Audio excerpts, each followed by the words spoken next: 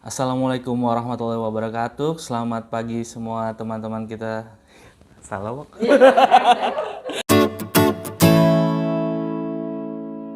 Assalamualaikum warahmatullahi wabarakatuh. Selamat pagi semuanya. Salam sehat selalu. Salam Indonesia sehat.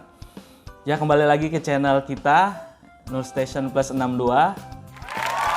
Channel yang membahas tentang kehidupan perawat. Nah, memperkenalkan diri dulu, saya Brother Nenggo atau Nurse Nenggo.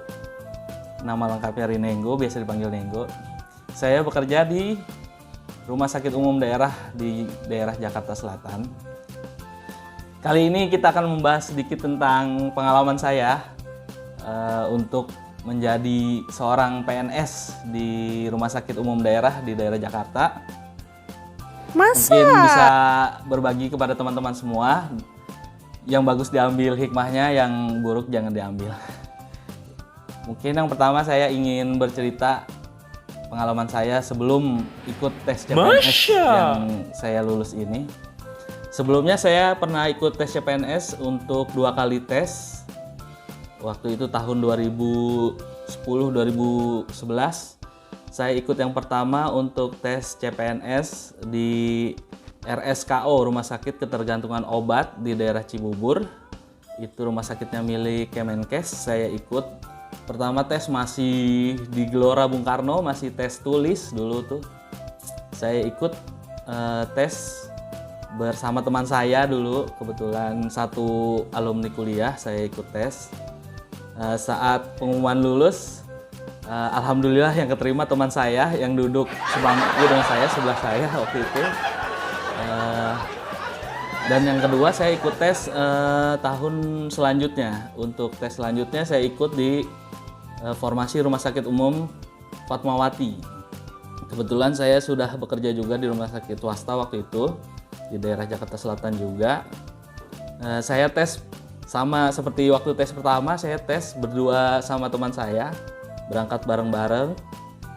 Kebetulan lagi tesnya bareng teman saya dan yang lulus juga teman saya, alhamdulillah.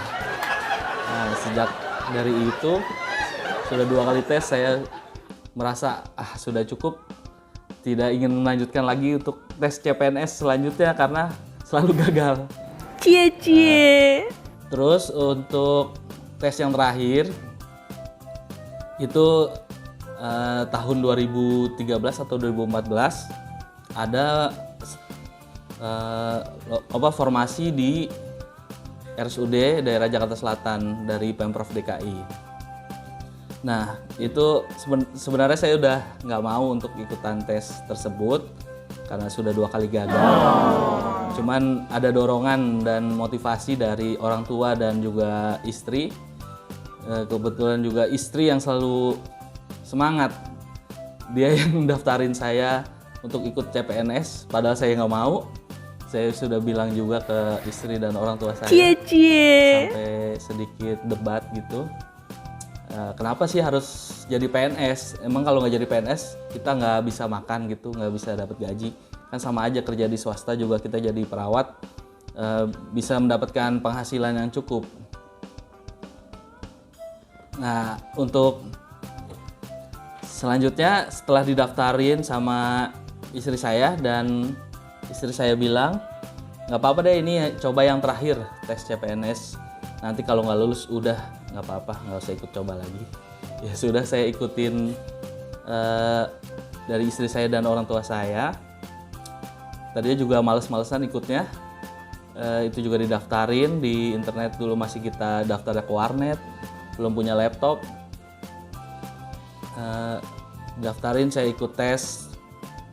Kebetulan dulu tesnya tuh bertiga bersama teman saya, sama satu alumni kuliah juga di D3. Berangkat tes pertama di Wali Kota Jakarta Utara. Tes tulis yang pertama kita berangkat bertiga, ada teman saya satu laki-laki dan satu perempuan. Alhamdulillah saya lulus berdua, tapi teman saya yang satu tidak lulus. Padahal kita berangkat nebeng sama mobil dia. Itu mungkin pengalaman yang menarik juga. Yang tes kedua saya bersama teman saya tersebut dan sampai lulus bareng berdua, alhamdulillah. Ya mungkin di balik itu semua ada doa dan motivasi dari istri dan orang tua. Mungkin itu juga yang membuat saya bisa lulus jadi PNS. Mungkin untuk selanjutnya kita berbagi kiat-kiat atau tips untuk menjadi CPNS. Yang pertama, kalau dari tips dari saya mungkin yang pertama, izin dulu sama orang tua atau yang sudah punya keluarga, punya istri, izin dulu sama istrinya. Itu modal awal, doa itu modal awal dari semua usaha kita.